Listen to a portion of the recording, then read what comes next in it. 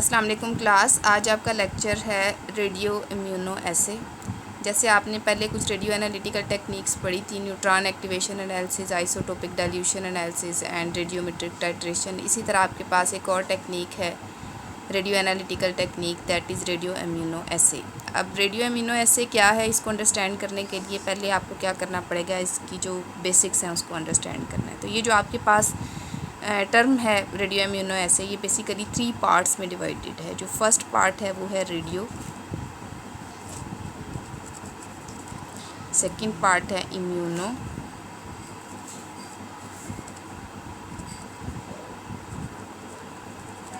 और third part है एसे। जो रेडियो है ये आपके पास एक्सप्लेन कर रहा है रेडियो एक्टिविटी को, जो कि आपके इस पूरे सब्जेक्ट की बेस है। इम्यूनो जो है ये आपके पास रिप्रेजेंट कर रहा है इम्यूनोलॉजी को। इम्यूनोलॉजी आपके पास क्या है, एक सब्जेक्ट है बेसिकली जो कि आपकी बॉडी के इम्यून सिस्टम को स्टडी करता है। जब कोई भी फॉरेन जो है बॉडी, जैसे आपके पास कोई वायरस है, कोई बैक्टीरिया है, या कोई भी ड्रग जो आपकी बॉडी के ऊपर जो है वो हार्मफुल इफ़ेक्ट्स रखती है, जब आपकी बॉडी पे अटैक करती है तो उसके रिस्पॉन्स में आपकी बॉडी के केमिकल्स, आपकी बॉडी का जो केमिकल सिस्टम है वो किस तरह से रिस्पॉन्स करता है, उसके अगेंस्ट फाइट करने के लिए वो आप स्टडी करते हैं इम्यूनोलॉजी में। और ऐसे आपके पास क्या होता है, ये आपके पास होता है एक टेस्ट भी आप इसको कह सकते हैं, टेस्टिंग टेक्निक भी आप इसको कह सकते हैं, आप इसको टेस्टिंग किट भी कह सकते हैं। तो अगर आप ओवरऑल स्टडी करें तो ये आपके सामने आ रहा है कि ये आपके पास एक ऐसी टेक्निक है जिसके थ्रू आप बॉडी के इम्यून सिस्टम को स्टडी करते हैं, इम्यून सिस्टम की एफिशिएंसी या एक्टिविटी को स्टडी करते हैं। और कैसे स्टडी करते हैं, बाय अ टेस्ट। और वो टेस्ट आप कैसे करते हैं, यूजिंग रेडियो एक्टिविटी और प्रिंसिपल्स ऑफ रेडियो एक्टिविटी और रेडियो आइसोटोप्स। तो ये आपके पास जो है ये पूरी टेक्निक जो है अब आपके सामने आ रही है एज अ डायग्नोस्टिक टेक्निक और लैब डायग्नोस्टिक टेक्निक। इसमें आप कर क्या रहे हैं कि अगर किसी पर्सन की जो है वो इम्यूनिटी जो है वो प्रॉपरली रिस्पॉन्स नहीं कर रही, यानी उस पर बार बार जो है वो फॉरेन बॉडीज़ अटैक कर रहे हैं, फॉरेन वायरसेस, फॉरेन बैक्टीरिया, या कोई ऐसी ड्रग है जो बार बार उसकी बॉडी को इफ़ेक्ट कर रही है या अनडिज़ायरेबल इफ़ेक्ट्स प्रोड्यूस कर रही है, तो उसको स्टडी करने के लिए आप एक टेस्ट कैरी करते हैं ब्लड का। आप इसको आप a type of allergy test भी कह सकते हैं। और इसको आप यूज़ कैसे करते हैं, इस टेस्ट का नाम क्या है, इस टेस्ट का नाम है रेडियो इम्यूनो एसे टेस्ट, ठीक है। और ये जो मैंने आपको इसके 3 पार्ट्स बताए हैं, इनको रिप्रेजेंट किया जाता है इन केमिस्ट्री, रेडियो को आर से, इम्यूनो को आई से, ऐसे को ए से। तो ये ओवरऑल आपके पास RIA टेक्निक भी कहलाती है। अब ये जो RIA है, इसकी आपके पास जो है वो फर्दर हम एक्सप्लेनेशन जो है वो देखेंगे कि ये क्या है। आपके पास 2 साइंटिस्ट थे हिस्ट्री में, अगर आप इसकी जाते हैं तो 2 साइंटिस्ट थे, एक था रोज़ालाइन और एक था सोलमन। इन दोनों ने 1958 में ये टेक्निक जो है वो डेवलप की थी। और इनमें से जो एक साइंटिस्ट है ये रोज़ालाइन, इसने क्या किया था, बेसिकली इसने इंसुलिन को स्टडी किया था। और इंसुलिन को स्टडी करने के लिए इसने एक रेडियो ट्रेसर यूज़ किया था जो कि था आयोडीन 131, यानी आयोडीन का वो आइसोटोप जिसका मैस 131 था, उसको इसने स्टडी करके इंसुलिन को स्टडी किया था। और वो स्टडी इतनी इम्प्रेसिव थी कि उसकी बेस पे इसको नोबेल प्राइज़ भी मिला था।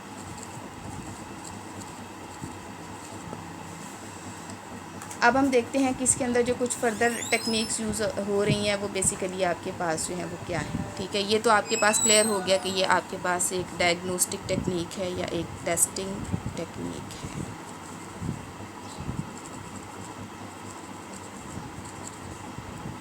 ठीक है। और टेस्टिंग टेक्निक भी आपके पास कैसी है कि आपकी बॉडी के अंदर कुछ पर्टिकुलर किस्म के केमिकल्स हैं, उनकी फंक्शनिंग को चेक करने के लिए यूज़ होती है। फंक्शनिंग को अब जो है ये कैसे चेक करेगी, जैसे आपने कहा कि टेस्टिंग टेक्निक्स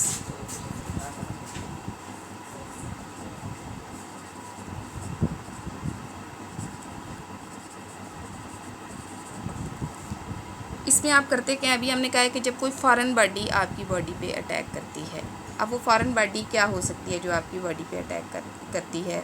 जैसे आपको कोई इंसेक्ट जो है वो बाइट कर जाता है, ठीक है, कोई केमिकल जो है वो बाहर से आपकी बॉडी पे अटैक करता है, कोई पर्टिकुलर किस्म का ऑर्गेनिक कंपाउंड है, ठीक है, कोई हार्मोन है जो किसी एक्सटर्नल सोर्स से आपकी बॉडी के अंदर आ गया और उसने आपकी बॉडी की प्रॉपर फंक्शनिंग को इफ़ेक्ट किया है। हम लिस्ट बना लेते हैं यहाँ पे फॉरेन बॉडीज़ की जो अटैक कर सकते हैं आपकी बॉडी पे, ठीक है। अब उसमें आपके पास आ जाते हैं कुछ पर्टिकुलर किस्म के हार्मोन्स जो किसी इंसेक्ट से इंजेक्ट हो सकते हैं, किसी बैक्टीरिया से आ सकते हैं, किसी फंजाई से आ सकते हैं, ठीक है। उसके अलावा कोई पर्टिकुलर किस्म के विटामिन्स आ सकते हैं। इसके अलावा इसमें जो है वो कुछ पर्टिकुलर किस्म की ड्रग्स होती हैं जो आपकी बॉडी पे एलर्जी काज करती हैं, ये डिफरेंट किस्म के प्रॉब्लम्स क्रिएट करती हैं। वायरसेस अटैक कर सकते हैं, बैक्टीरियाज अटैक कर सकते हैं आपकी बॉडी पे, ठीक है। तो ये जो वायरसेस या बैक्टीरियाज होते हैं, ठीक है, जो कि एक्सटर्नल बॉडीज़ होती हैं, ये जब आपकी बॉडी पे अटैक करती हैं तो आपकी बॉडी के अंदर एक नेचुरल फंक्शन मौजूद है कि वो इन एक्सटर्नल बॉडीज़ के अगेंस्ट जो है वो एक डिफेंस मैकेनिज़्म को यूज़ करता है और इनके साथ फ़ाइट करता है। जैसे आपने पढ़ा होगा कि अगर कुछ पर्टिकुलर किस्म के जर्म्स होते हैं, जब वो बॉडी पे अटैक करते हैं तो जो आपके वाइट ब्लड सेल्स होते हैं वो एक्टिव हो जाते हैं, उनके साथ फ़ाइट करते हैं और फिर उनको बॉडी से रिलीज़ कर देते हैं। तो ये भी आपके पास क्या होगा कि ये कुछ फॉरेन बॉडीज़ हैं कि ये जब आपकी बॉडी पे अटैक करती हैं तो आपकी बॉडी का जो इम्यून सिस्टम है वो स्टिमुलेट हो जाता है, इनको रिस्पॉन्स करता है, इनके साथ फ़ाइट करता है और कुछ पर्टिकुलर किस्म के रिज़ल्ट्स प्रोड्यूस करता है। अब आपकी बॉडी के अंदर कोई अनहैबिचुअल या आपकी बॉडी के अंदर कोई जो है वो अनडिज़ायरेबल फैक्टर जो है वो आपको काम करता हुआ नज़र आ रहा है। मसलन ये है कि आपकी थायराइड की फंक्शनिंग जो है वो एक हार्मोन पे डिपेंड करती है। अगर आपको लगता है कि थायराइड जो है उसकी प्रॉपर फंक्शनिंग नहीं हो रही तो डॉक्टर जो है वो सजेस्ट करता है कि थायराइड का टेस्ट करवाएं। उसके लिए क्या किया जाता है कि बॉडी फ्लूइड लिया जाता है। अब ऐसा नहीं है कि थायराइड टेस्ट करना है तो आप ब्लड टेस्ट ले रहे हैं या अगर बॉडी का सीरम जो है उसको एज टेस्ट ले रहे हैं, तो ऐसा कभी भी नहीं किया जाता कि पूरी बॉडी का ब्लड निकाल लिया जाए और उससे टेस्ट किया जाए। बॉडी के ब्लड के अंदर से एक स्मॉल पार्ट लिया जाता है और उसके अंदर जो है वो टेस्टिंग की जाती है। तो क्या किया जाता है कि बॉडी का जो ओवरऑल आपकी बॉडी के अंदर ब्लड का वॉल्यूम है उसके अंदर से एक स्मॉल सैंपल लिया जाता है और उस सैंपल के अंदर से जो है वो इन हार्मोन्स, विटामिन्स, ड्रग्स या वायरसेस के टेस्ट किए जाते हैं, ठीक है। और चेक किया जाता है कि आपका जो ब्लड सैंपल है क्या उसके अंदर सफिशेंट रिस्पॉन्स मौजूद है इन केमिकल्स के साथ फ़ाइट करने का या मौजूद नहीं है। अगर तो मौजूद होगा तो आपकी बॉडी जो है वो इनके साथ इटसेल्फ फाइट करेगी और इनके जो हार्मफुल इफ़ेक्ट्स हैं उनसे खुद को बचा लेगी। लेकिन अगर बॉडी का इम्यून सिस्टम जो है वो प्रॉपर वर्किंग में नहीं है तो डेफिनेटली ये आपके जो एक्सटर्नल बॉडीज़ हैं ये जीत जाएंगे और आपकी बॉडी में जो है वो अनडिज़ायरेबल चेंजेस प्रोड्यूस कर देंगे।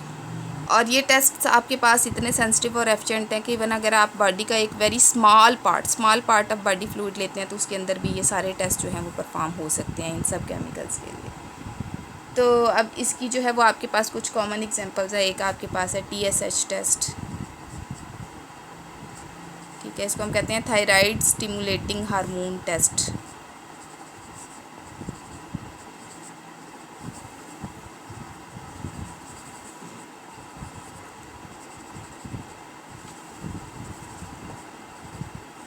अब ये जो थायराइड स्टिमुलेटिंग हार्मोन टेस्ट होता है ये आपकी बॉडी में जो है वो परफॉर्म किया जाता है पर्टिकुलरली, और इसका पर्पस क्या होता है कि आपका जो थायराइड है उसकी फंक्शनिंग को जो है वो चेक किया जाए, क्योंकि थायराइड आपके की जो फंक्शनिंग है वो आपकी बॉडी की प्रॉपर वर्किंग के लिए जो है वो बहुत सफिशेंट है, और अगर ये प्रॉपरली वर्क ना कर रहा हो तो आपकी बॉडी का जो एक बड़ा पार्ट होता है वो अपने जो है वो नॉर्मल रूटीन पे जो है वो वर्क नहीं कर सकता। तो थायराइड स्टिमुलेटिंग हार्मोन टेस्ट जो है वो इसी टेक्निक को यूज़ करते हुए किया जाता है। बॉडी के अंदर से एक स्मॉल अमाउंट ऑफ सैंपल ली जाती है और उसका जो है वो ऐसे किया जाता है, और ऐसे करने के बाद यानी टेस्ट किया जाता है, और टेस्ट करने के बाद चेक किया जाता है कि क्या ये जो थायराइड स्टिमुलेटिंग हार्मोन है, वैसे ये थायराइड स्टिमुलेटिंग हार्मोन जो है इसका पर्पज़ ये होता है कि अगर आपकी बॉडी के अंदर जो है वो थायराइड हार्मोन की प्रॉपर अमाउंट जो है वो प्रोड्यूस नहीं हो रही तो ये आपके ब्लड तक ये आपके ब्लड के थ्रू जो है वो सैंपल आपके ब्रेन तक लेके जाता है, और ब्रेन के एक पर्टिकुलर हिस्से को जो है वो स्टिमुलेट करता है थायराइड हार्मोन को जो है वो रिलीज़ करने के लिए। अगर इसकी अमाउंट जो है वो एक पर्टिकुलर जो है वो लिमिट से या रेंज से कम होती है तो डेफ़िनेटली ये अपना फंक्शन परफॉर्म नहीं कर सकता। और अगर बॉडी के अंदर हार्मोन की प्रॉपर फंक्शनिंग या क्वांटिटी मौजूद नहीं है तो ये उसका मैसेज आपके ब्रेन तक नहीं लेके जा सकता है, जिसकी वजह से बहुत सी कॉम्प्लिकेशंस क्रिएट हो जाती हैं। तो उसके लिए ये टेस्ट परफॉर्म किया जाता है और उसको भी रेडियो इम्यूनो एसे के थ्रू किया जाता है। और एक आपके पास बड़ा फेमस टेस्ट है जिसको हम कहते हैं TA टेस्ट। TA टेस्ट जो है इसको हम कहते हैं टोटल एसिडिटी टेस्ट। बॉडी के अंदर जो है वो एसिडिक फैक्टर्स को चेक करने के लिए जो है वो ये टेस्ट परफॉर्म किया जाता है। अब नेक्स्ट जो है वो हम इसका प्रिंसिपल जो है वो देखते हैं कि क्या है आपके पास।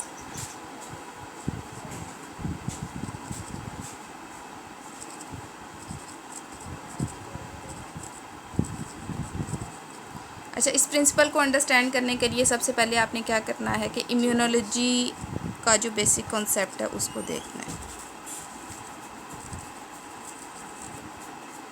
ठीक है, इम्यूनोलॉजी अभी मैंने आपको बताया था कि ये एक सर्टन किस्म का सब्जेक्ट है जो डील करता है आपकी बॉडी के रिस्पांस को जब कोई फॉरेन बॉडी जो है वो अटैक करती है। तो अब आपको अभी मैंने कहा कि कुछ पर्टिकुलर किस्म की फॉरेन बॉडीज़ होती हैं जिनकी हमने लिस्ट भी बनाई थी, जिसमें कुछ ड्रग्स भी हो सकते हैं, उसमें कुछ बैक्टीरिया हो सकते हैं, कुछ वायरस हो सकते हैं, ठीक है, और कुछ जो है वो ऑर्गेनिक कंपाउंड्स हो सकते हैं सर्टेन नेचर के, कुछ हार्मोन्स हो सकते हैं, कुछ स्टीरॉइड्स हो सकते हैं। ठीक है, ये सारे जो आपके पास मॉलिक्यूल्स हैं इनका आपके पास जो मैस होता है, एक तो आपने ये भी याद रखना है कि उसके लिए एक पर्टिकुलर यूनिट इस्तेमाल किया जाता है, डाल्टन यूनिट। अच्छा, डाल्टन यूनिट जो है वो आपके पास मैस का एक यूनिट है जो पर्टिकुलरली प्रोटीन्स के लिए यूज़ किया जाता है। और इसमें जो है ये आपका मैस जो होता है ये डिटरमिन किया जाता है पर अमाइनो एसिड के, किसी पर्टिकुलर स्ट्रक्चर के अंदर कितने अमाइनो एसिड्स मौजूद हैं। और अगर आप इसको मैस के साथ कंपेयर करें तो ये आपके पास आलमोस्ट जो है वो 1 ग्राम पर मोल के इक्वल होता है एक डाल्टन। अब आपके पास ये जो एक्सटर्नल बॉडीज़ होती हैं जिनका आपने पहले जिक्र किया है, ये जो पर्टिकुलर किस्म के हार्मोन्स हैं या आपके पास ड्रग्स हैं या बैक्टीरिया और वायरस हैं या आपके पास कुछ पर्टिकुलर ऑर्गेनिक कंपाउंड्स हैं, इनका मैच होता है ये आपके पास फ्यू डाल्टन्स में होता है। फ्यू डाल्टन्स में होता है और कब, जब आपके पास स्मॉल मॉलिक्यूल्स हैं। ठीक है, इसके अलावा ये आपके पास कुछ मैक्रो मॉलिक्यूल्स भी हो सकते हैं और मैक्रो मॉलिक्यूल्स में पर्टिकुलरली बैक्टीरिया और जो है ना वो वायरसेस आते हैं। अब होता क्या है आपके पास कि ये जो आपके पास सारे एक्सटर्नल बॉडीज़ हैं जिसमें आपने बैक्टीरिया भी कहे, वायरस भी कहे, ऑर्गेनिक कंपाउंड्स भी इंक्लूडेड हैं, इसके अलावा इनमें जो है वो आपके पास जो है वो हार्मोन्स भी हैं। ठीक है, इसके अलावा इसमें कुछ स्टीरॉइड्स भी हैं। इन सारी एक्सटर्नल बॉडीज़ को आप कहते हैं एंटीजन। ठीक है, यहाँ पे हम इसको फर्दर रिप्रेजेंट करेंगे AG से, एंटीजन को। अब ये जो एंटीजन किसी बॉडी के ऊपर अटैक करते हैं तो जो आपका नॉर्मल इम्यून सिस्टम है वो क्या करता है एंटीजन के साथ कि वो इस एंटीजन के रिस्पांस में बॉडी का एक डिफेंस मैकेनिज़्म जो है उसको स्टिमुलेट कर देता है। और वो डिफेंस मैकेनिज़्म क्या करता है, इन एंटीजन्स के साथ फाइट करने के लिए बॉडी के अंदर कुछ केमिकल्स बनाता है जिनको आप कहते हैं एंटीबॉडीज़। आप ये समझे कि ये जो एंटीजन्स हैं अगर ये आ गए तो ये जो आपके एंटीबॉडीज़ हैं ये पानी है। अब क्या होगा कि ये दोनों जैसे ही एक दूसरे के साथ इंटरेक्ट करेंगे आपके पास एंटीजन एंटीबॉडी कम्प्लेक्स बन जाएगा। अब जैसे ही एंटीबॉडी एंटीजन के साथ कम्प्लेक्स बनाती है तो जो एंटीजन का जो हार्मफुल इफ़ेक्ट होता है या उसका जो अनयूजुअल जो है वो पावर होती है वो कैंसिल हो जाती है। यानी एंटीबॉडी एंटीजन के साथ कम्प्लेक्स बना के उसकी जो नेचुरल करैक्टरिस्टिक्स हैं उनको नलीफाई कर देता है, उनको कैंसिल कर देता है। अब इस एंटीजन के पास फर्दर जो है वो किसी भी किस्म का हार्मफुल इफ़ेक्ट प्रोड्यूस करने की कैपेबिलिटी नहीं है। अब ये जो कम्प्लेक्स है ये क्या होता है, फर्दर इसकी बॉडी के अंदर मेटाबॉलिज्म होती है और मेटाबॉलिज्म के बाद जो है ये बॉडी से एक्सक्रीट हो जाता है। ठीक है, और इसका काम ख़त्म हो जाता है। ये तो आपके पास हो गया बॉडी का एक नॉर्मल इम्यून सिस्टम। ठीक है, अब ये आपके पास जो है वो एक प्रिंसिपल है। ठीक है, अब होता क्या है कि जब एंटीबॉडी के साथ अटैक कर जो है वो इंटरेक्ट करता है। ठीक है, तो ये जो आपके पास एंटीबॉडीज़ प्रोड्यूस होते हैं, ये आपके पास 5 किस्म के एंटीबॉडीज़ प्रोड्यूस होते हैं। ठीक है, अब हर एंटीबॉडी जो है उसका साइज़ पर्टिकुलर है, उसका मैस पर्टिकुलर है। तो आपके पास ये जो एंटीबॉडीज़ प्रोड्यूस होते हैं, इनका मैस जो है वो आपके पास वेरी कर सकता है। ठीक है, ये आपके पास फ्यू डाल्टन से लेके आपके पास सम 100 डाल्टन तक जो है वो आपकी एंटीबॉडी का मैस जो है वो हो सकता है। अब एंटीबॉडी का जो है आपके पास कम्प्लेक्स बन गया है। ठीक है, इसने फर्दर जो है वो क्या करना है, बेसिक तो उसका फंक्शन यही था कि उसने बॉडी के अंदर जो है वो फॉरेन बॉडी का जो इफ़ेक्ट है वो प्रोड्यूस नहीं होने देना। लेकिन अगर किसी पर्सन का जिसका पर्टिकुलरली हम टेस्ट करना चाह रहे हैं, बॉडी के अंदर हम कह रहे हैं कि कोई उसको पोलन, एक्सटर्नल पोलन जो है उसको बहुत इफेक्ट कर रहे हैं, उसको पोलन एलर्जी है या उसको डस्ट एलर्जी है या इन्वायरमेंट के अंदर कुछ ऐसे बैक्टीरिया हैं जिसको अनयूजुअली इफ़ेक्ट कर रहे हैं। ठीक है, तो अब हमने टेस्ट करना है कि कहीं ऐसा तो नहीं कि, क्योंकि देखें आपकी बॉडी, आपके इन्वायरमेंट के अंदर हर किस्म के बैक्टीरिया, हर किस्म के केमिकल मौजूद हैं, लेकिन वो हर पर्सन को एक जैसा इफ़ेक्ट नहीं करते। कुछ लोग जो होते हैं उनको जो है सेंसिटिव समझा जाता है इस मामले में, क्योंकि अगर उनका थोड़ा सा भी ऐसे इन्वायरमेंट के साथ एक्सपोजर हो जाता है जहाँ पे ये हार्मफुल केमिकल्स मौजूद हैं, तो वो फ़ौरन से बीमार हो जाते हैं या उनकी बॉडी के अंदर जो है वो अनडिज़ायरेबल इफ़ेक्ट्स प्रोड्यूस हो जाते हैं। और कुछ लोगों का इम्यून सिस्टम इतना स्ट्रॉन्ग होता है कि इवन वो परमानेंट उस इन्वायरमेंट में रहें तो भी उनके ऊपर जो है उस तरह के इफ़ेक्ट्स क्रिएट नहीं होते। तो अब अगर किसी पर्सन को जो है वो बार बार किसी पर्टिकुलर इन्वायरमेंट के अंदर कोई प्रॉब्लम जो है वो फेस करना पड़ रहा है, तो फिर क्या किया जाता है, उसकी एंटीबॉडी को टेस्ट किया जाता है। ये टेस्ट किया जाता है कि कहीं ऐसा तो नहीं कि एक्सटर्नल बॉडी तो नॉर्मल रेंज में ही है, लेकिन उसकी बॉडी के अंदर एंटीबॉडी को बनाने की कोई पर्टिकुलर कैपेबिलिटी मौजूद नहीं है। तो उस एंटीबॉडी को चेक करने के लिए कि क्या वाकई वो प्रॉपर अमाउंट में बन रहा है या नहीं बन रहा, आप क्या करते हैं, आप एंटीबॉडी का टेस्ट करते हैं, दैट इज़ रेडियो इम्यूनोएस्से। अब यहाँ पे आपके लिए एक और बात जो अंडरस्टैंड करना है बहुत ज़रूरी है, वो ये है कि आपके पास जो एंटीजन और एंटीबॉडी का कम्प्लेक्स बनता है, इट इज़ हाईली स्पेसिफिक। जो एंटीजन किसी बॉडी पे अटैक करता है, वो अपना एक पर्टिकुलर किस्म का एंटीबॉडी जो है वो बॉडी के अंदर जो है वो इंट्रोड्यूस करता है, या फिर किसी पर्टिकुलर एंटीजन के रिस्पांस में एक स्पेसिफिक किस्म का एंटीबॉडी प्रोड्यूस होता है, और वही स्पेसिफिक एंटीबॉडी उस एंटीजन के साथ जो है वो इंटरेक्ट कर सकता है। ऐसा पॉसिबल नहीं है कि कोई भी एंटीजन आए और किसी भी एंटीबॉडी के साथ रिएक्ट कर ले। तो ये हाईली आपके पास जो है वो स्पेसिफिक प्रोसेस है। एक स्पेसिफिक एंटीजन एक स्पेसिफिक एंटीबॉडी के साथ जो है वो कम्प्लेक्स करता है और उसके रिस्पांस को जो है वो नलीफाई करता है। तो ये आप समझ लें कि एक तरह का लॉक एंड की मॉडल है। जैसे आपने पढ़ा होगा कि कुछ पर्टिकुलर किस्म के प्रोटीन्स कुछ पर्टिकुलर साइट्स के ऊपर जाके एडजस्ट हो सकते हैं, और उनके लिए जो है वो उस साइट के अलावा कोई पॉसिबिलिटी नहीं है जहाँ जाके वो सेट हैं। तो इसी तरह हर एंटीजन के लिए आपके पास एक ख़ास किस्म की एंटीबॉडी। तो ये आपके पास जो है वो इम्यूनोलॉजी के रिस्पांस से जो है वो उसका एक आपके पास जो है वो रिज़ल्ट आ गया। यहाँ पे आपको एक और चीज़ जो बताना बड़ी ज़रूरी है वो आपके लिए ये है कि ऐसे जो आपके पास रिएक्शन होते हैं जिसमें आपके पास एक एंटीजन जो है वो एक एंटीबॉडी के साथ इंटरेक्ट करने के बाद एंटीजन एंटीबॉडी कम्प्लेक्स बनाता है। अगर आप इन रिएक्शंस को स्टडी करें, ठीक है, इनका जो आप इक्विलिब्रियम कांस्टेंट है उसको स्टडी करें, तो आपको पता है कि इक्विलिब्रियम कांस्टेंट आपके पास रेशो होती है rate constant for forward reaction divided by rate constant of reverse reaction. तो ये आपके पास जो रेशो होती है, ये आपके पास इस इक्विलिब्रियम कांस्टेंट की वैल्यू होती है, इट्स वेरी हाई। कैसे कि ये आपके पास 10 से लेके 10⁻12 तक हो सकती है। This is too much. ठीक है, अब इसका मीनिंग आपके पास क्या है, आपने ये भी अंडरस्टैंड करना है। आप अगर इस इक्विलिब्रियम कांस्टेंट जो आपने 3rd सेमेस्टर में फिजिकल केमिस्ट्री में पढ़ा था उसको थोड़ा सा जो है वो रिकॉल करें, तो आप कहते थे कि equilibrium constant is active concentration of products over active concentration of reactants. ठीक है, और उसमें आपने ये पढ़ा था कि वैसे आपके पास जो है वो अगर रेट ऑफ फॉरवर्ड और rate of reverse reaction equal है या इन दोनों की कंसंट्रेशन इक्वल है तो आपके पास आंसर 1 आ जाता है, लेकिन यहाँ पे आपके पास आंसर मच ग्रेटर देन 1। ठीक है, अब इस ग्रेटर देन 1 होने का मतलब क्या है, आपके पास ये ग्रेटर देन 1 आंसर उस वक्त आएगा जब आपके पास प्रोडक्ट ज़्यादा होगा। ठीक है, जब आप एक लार्जर वैल्यू को स्मॉलर वैल्यू पे डिवाइड करते हैं तो आपके पास आंसर लार्जर आता है। अब मैथमेटिकली ये आपको जो लार्जर वैल्यू के की है वो क्या बता रही है कि प्रोडक्ट की कंसंट्रेशन ज़्यादा है, और प्रोडक्ट क्या है, एंटीजन एंटीबॉडी कम्प्लेक्स।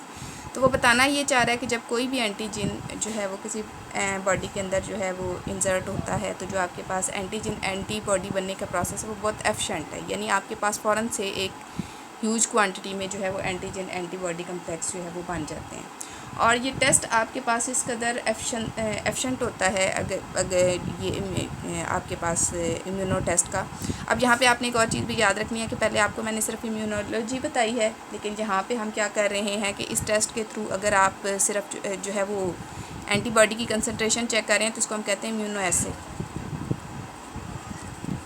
अभी मैंने रेडियो इम्यूनो एसे की बात नहीं की, सिर्फ इम्यूनो एसे की बात की है। तो इसमें आपके पास क्या होता है कि अगर आपका वो जो बॉडी फ्लूइड है जिसके अंदर आप किसी पर्टिकुलर केमिकल के लिए टेस्ट करना चाहते हैं वो वेरी स्मॉल क्वांटिटी में, यानी इवन आपके पास वो 10⁻⁻15 मोलर कंसनट्रेशन की रेंज में है, जिसको आप फेमिटो कहते हैं कॉमन टर्म में, तब भी आप उसकी कंसनट्रेशन को स्टडी कर सकते हैं। तो ये आपके पास है इम्यूनो एसे, ठीक है। इसका जो है वो आपके पास जनरल प्रिंसिपल जो है वो आपके पास क्या होता है कि आप एक्सेस क्वांटिटी ऑफ रिएजेंट जो है वो ऐड कर देते हैं किसी भी सैंपल के अंदर, तो आपके पास जो है वो huge quantity of antigen antibody complex बन जाता है। यानी आपका एक एनालाइट है, ठीक है, उसके अंदर जो है वो आप कहते हैं कि कुछ पर्टिकुलर बाइंडर प्रोड्यूस हो सकते हैं एक्सटर्नल बॉडी के रिस्पॉन्स में। ये आपका एनालाइट था, एंटीजन ने अटैक किया, उसके रिजल्ट में कुछ एंटीबॉडी प्रोड्यूस हुए, ठीक है। तो अगर आप एंटीजन को एक्सेस अमाउंट में जो है वो ऐड कर देते हैं, क्योंकि आप ये टेस्ट कर रहे हैं एंटीजन आप अपनी जो है वो रिक्वायर्ड अमाउंट में ऐड कर सकते हैं। जब आप एंटीजन को एक्सेस अमाउंट में ऐड कर देंगे तो आपके पास क्या होगा, huge quantity of antigen antibody complex बन जाएगी, ठीक है। फिर आप इसको प्रेसिपिटेट आउट कर सकते हैं, इसको सेपरेट आउट कर सकते हैं और इसको स्टडी कर सकते हैं, ठीक है। ये आपके पास बिल्कुल वैसे ही है जैसे आपने केमिस्ट्री में एक एग्जांपल पढ़ी हो कि अगर आपने किसी सोल्यूशन के अंदर से सिल्वर की कंसंट्रेशन फाइंड करनी है तो आप एक्सेस अमाउंट में जो है वो इसमें हाइड्रोक्लोरिक एसिड ऐड कर देते हैं। अब ये हाइड्रोक्लोरिक एसिड क्या करता है, जाके इस सिल्वर क्लोराइड को AgCl में कन्वर्ट कर देता है इसके साथ रिएक्ट करने के बाद। अब ये जो AgCl होता है आपको पता है कि ये प्रेसिपिटेट की फॉर्म में अपीयर होता है। आप इस प्रेसिपिटेट को सेपरेट आउट कर सकते हैं, इसका वेट कर सकते हैं और वेट करने के बाद उसके अंदर से जो है वो सिल्वर आयन की कंसंट्रेशन को कैलकुलेट कर सकते हैं। तो किया क्या, आपने excess amount of hydrochloric acid इसलिए ऐड की कि आपकी जितने भी पॉसिबल सिल्वर आयन है वो सारे के सारे प्रेसिपिटेट आउट होकर सेपरेट आउट हो जाए।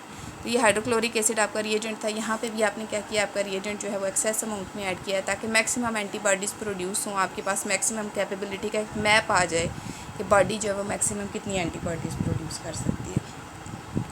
अब अगर आप आ जाते हैं पर्टिकुलरली रेडियो इम्यूनो एसे पे, तो वहाँ पे क्या होता है, यहाँ पे आपके पास कुछ चेंजेस आ जाते हैं। जैसे सपोज़ आपके पास जो है वो एंटीजन मौजूद था, ठीक है, लेकिन एंटीजन के साथ आपने कुछ एंटीजन्स ऐसे ऐड कर दिए हैं जिनमें आपके पास कोई ना कोई रेडियो आइसोटोप मौजूद था। यानी आपके पास स्टेबल एंटीजन्स तो थे ही, आपने साथ में कुछ एक स्मॉल क्वांटिटी जो है लेकिन non quantity, small but non quantity of radio labelled antigen भी उसी सिस्टम के अंदर आपने ऐड कर दी। अब क्या होगा कि आपके पास अब पहले ये जो इंटरेक्शन हो रहा था एंटीजन और एंटीबॉडी का और जो है वो कम्प्लेक्स फॉर्मेशन हो रही थी, अब सारे के सारे आपके पास जो है वो स्टेबल कम्प्लेक्सेस नहीं बनेंगे, कुछ अनस्टेबल कम्प्लेक्सेस भी बन जाएंगे, ठीक है। ये आपके पास स्टेबल कम्प्लेक्सेस बन गए या अनस्टेबल कम्प्लेक्सेस बन गए। अब होता क्या है कि पहले तो आपकी जो एक्टिव साइट थी वो सिर्फ़ और सिर्फ अवेलेबल थी नॉर्मल स्टेबल एंटीजन्स के लिए, ठीक है, लेकिन अब कुछ अनस्टेबल एंटीजन्स भी आ गए हैं। अब क्या होगा कि ये जो नॉर्मल या स्टेबल एंटीजन है ये अनस्टेबल एंटीजन्स के साथ जो है वो कम्पीट करेंगे। उसकी रीज़न आपके पास क्या है कि इन दोनों की सिर्फ फिज़िकल क्वांटिटी प्रॉपर्टीज़ डिफरेंट है, इनकी केमिकल प्रॉपर्टीज़ या केमिकल बिहेवियर जो है वो एक जैसा है। अब उसके रिज़ल्ट में क्या होगा कि वो जो एक पर्टिकुलर साइट है एंटीबॉडी के ऊपर जाके अटैच होने के लिए, उस पर स्टेबल आइसोटोप भी अटैच होना चाहेगा, अनस्टेबल आइसोटोप भी अटैच होना चाहेगा। तो अब क्या होगा कि आपने क्या किया कि non quantity of unstable isotopes जो है वो ऐड किया। तो जैसे जैसे आप जो है वो इस कम्प्लेक्स फार्मेशन की प्रोग्रेस को स्टडी करेंगे तो आपके पास एक ग्राफिकल डाटा भी आएगा और आपके पास एक मैथमेटिकल इक्वेशन भी आएगी। अब वो जो मैथमेटिकल इक्वेशन है वो आपको क्या बता रही है, क्या आपके सामने डिस्क्राइब कर रही है, वो मैं आपको बता देती हूँ। उसमें आपके पास जो रिज़ल्ट आता है सबसे पहला वो ये है कि जो आपका अनस्टेबल कम्प्लेक्स है एंटीबॉडी के साथ, इसकी कंसंट्रेशन इन्वर्सली प्रोपोर्शनल है कंसंट्रेशन ऑफ सिल्वर के या कंसंट्रेशन ऑफ एंटीजन के। ठीक है, अब इसका कॉन्सेप्ट ये है कि आपने suppose non quantity of radio isotopes add किए हैं, 10 आपने जो है वो रेडियो लेबल्ड आइसोटोप्स ऐड किए हैं। ठीक है, वो जाके जो है वो एंटीबॉडी के साथ कम्प्लेक्स बनाते हैं। तो ज़ाहिर है जितने स्टेबल आइसोटोप्स जो हैं आपके पास होंगे उतने उससे कुछ कम क्वांटिटी में आपके पास जो है वो अनस्टेबल जो है वो एंटीजेंस भी मौजूद हैं। अब वो जो अनस्टेबल एंटीजेंस जाके बाइंडिंग करेंगे तो बाइंडिंग करने के बाद क्या होगा कि उनकी फ्री अमाउंट में जो कंसंट्रेशन थी वो कम हो जाएगी। अब जैसे जैसे उनकी कंसंट्रेशन कम होगी आपके पास एक ग्राफिकल डाटा आएगा। ठीक है, अब वो ग्राफिकल डाटा आपको क्या बताएगा, आपका वो जो ग्राफिकल डाटा है उसमें एक्स एक्सिस पे आपके पास आ जाएगी एंटीजन कंसंट्रेशन और वाई एक्सिस पे आपके पास आ जाएगी काउंट्स ऑफ एंटीजन एंटीबॉडी। ठीक है, लेकिन ये आपके पास अनस्टेबल हो। अब ये काउंट्स आपको क्या बताएंगे कि जैसे जैसे आपका जो रेडियो लेबल्ड आइसोटोप है वो एंटीबॉडी के साथ बाइंड करेगा उसकी जो फ्री कंसंट्रेशन है वो कम होती जाएगी। ठीक है, अब क्या हो रहा है, कम्प्लेक्स की कंसंट्रेशन बढ़ रही है लेकिन जो फ्री एंटीजन कम्प्लेक्स की कंसंट्रेशन जो है वो आपके पास बढ़ रही है। आपके पास जो फ्री अवेलेबल एंटीजन्स थे, स्टेबल भी थे अनस्टेबल भी थे, उनकी कंसंट्रेशन पे भी फ़र्क पड़ रहा है। हो क्या रहा है कि आपके जो रेडियो आइसोटोप्स हैं उनकी कंसंट्रेशन कम हो रही है। ठीक है, और आपके जो एंटीबॉडीज़ हैं उनकी कंसंट्रेशन भी कंज्यूम हो रही है।